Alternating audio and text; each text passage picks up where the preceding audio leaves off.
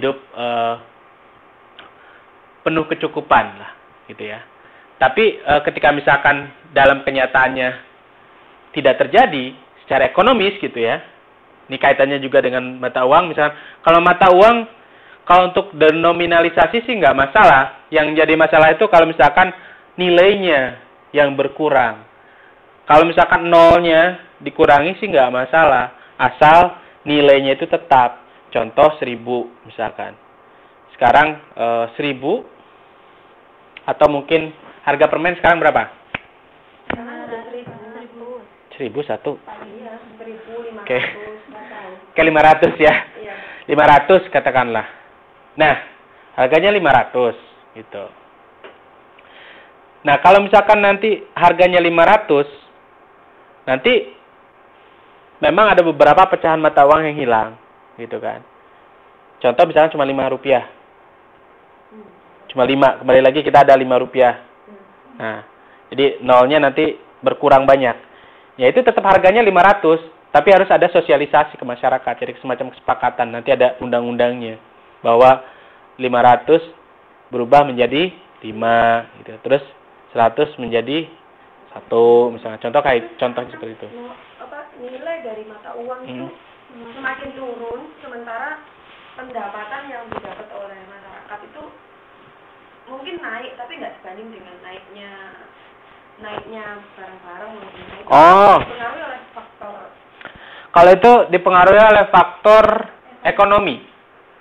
Jadi kalau misalnya kita berbicara masalah politik, ini kita hanya dibatasi nanti dengan kemampuan negara untuk mengelola negara menjadi negara yang mandiri. Itu di situ aja. Nanti sisanya ini masuk ke ranah ekonomi makro, gitu ya. Ekonomi makro.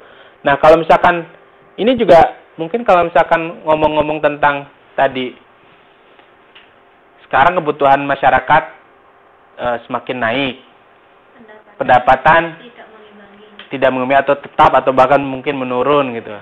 Ya ini memang secara politis kaitannya memang ketidakmampuan negara untuk memberikan sesuatu terhadap masyarakatnya. Cuman ya kalau menurut saya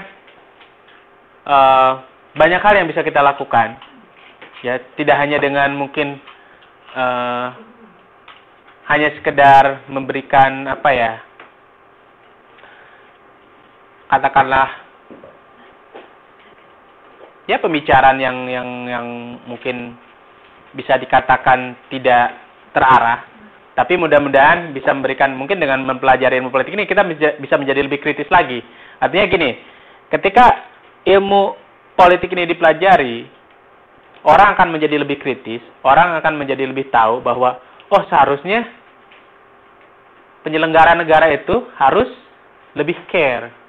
Karena tujuan utama dari sebuah negara demokrasi adalah bagaimana mereka bisa mensejahterakan masyarakatnya. Gitu. Bagaimana masyarakatnya mempunyai hak-hak dan kewajiban sebagai warga negara. Jadi percuma saja misalnya kalau sebuah negara berhimpun dalam sebuah negara, tapi di mana hak dan kewajibannya itu tidak diberikan secara maksimal, ya? Duh, kenapa ini? Bukan masalah sinyal, nggak pakai sinyal. Oke, ya? Kita lanjut ke namanya negara kesejahteraan atau welfare state.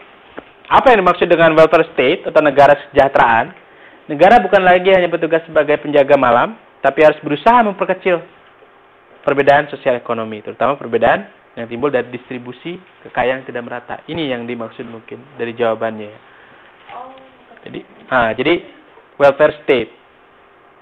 Ketika orang akan menghubungkan ekonomi dengan politik, dia akan masuk ke dalam potensi welfare state atau negara kesejahteraan. Contohnya dengan menerapkan social safety nets. Nets itu kan jaring-jaring itu. Social economic safety nets, sesuatu program yang mencegah orang miskin atau pihak-pihak yang rawan shock ekonomi agar tidak jatuh di bawah garis kemiskinan.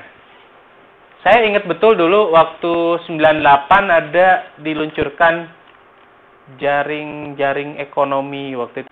Jaring ekonomi waktu itu zamannya Pak Soeharto ya. Kalau nggak salah ingat. Saya masih kecil. Ya,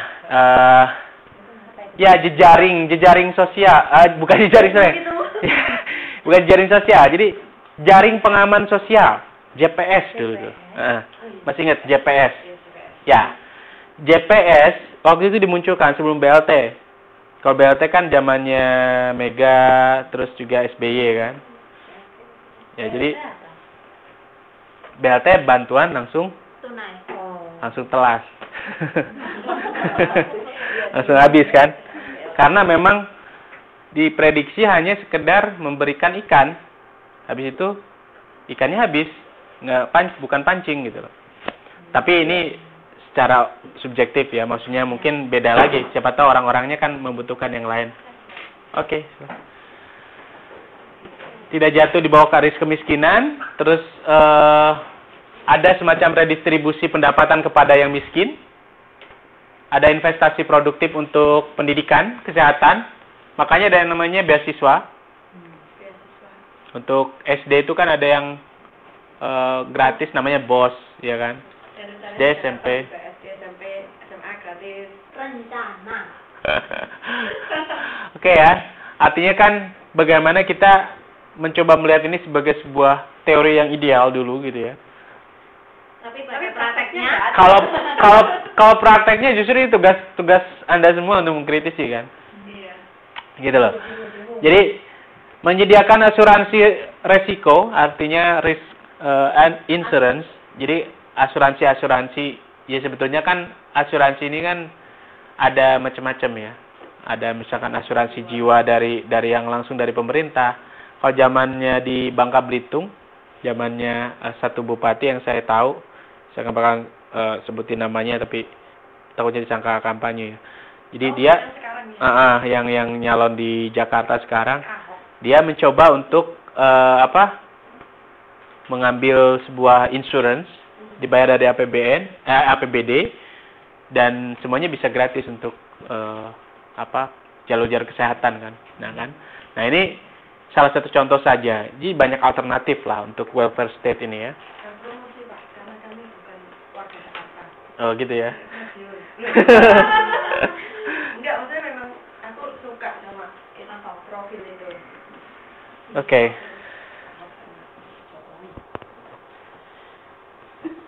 Ini udah komputernya kenapa ya? terlalu panas ya. Gitu. Ambil. Oke. Kita istirahat 5 menit dulu bentar ya. Sambil saya benerin dulu 5 menit.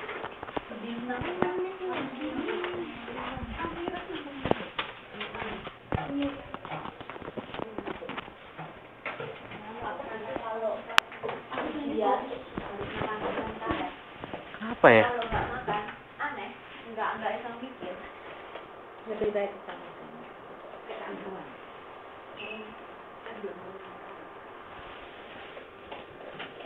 Oh,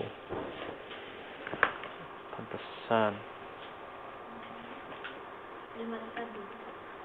Dimatikan dulu. Mesin kan bisa putus. Oh alah. Ini pakai annotation pantesan.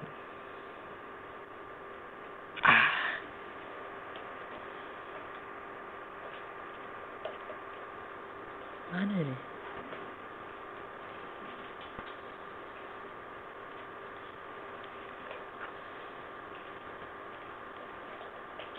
Jangan dulu lah kan.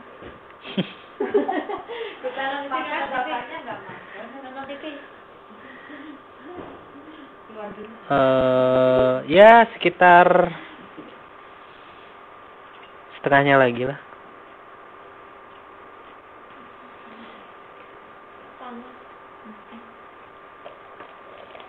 Aku itu tadi di situ ada air panas aku bawa matcha. Tapi bikin matcha aja ya? Iya, udah bikin. Bikin. Enggak, ini masih ada kok juga. Aku kalau pagi minum kopi boleh, tapi kalau udah siang ini soalnya langsung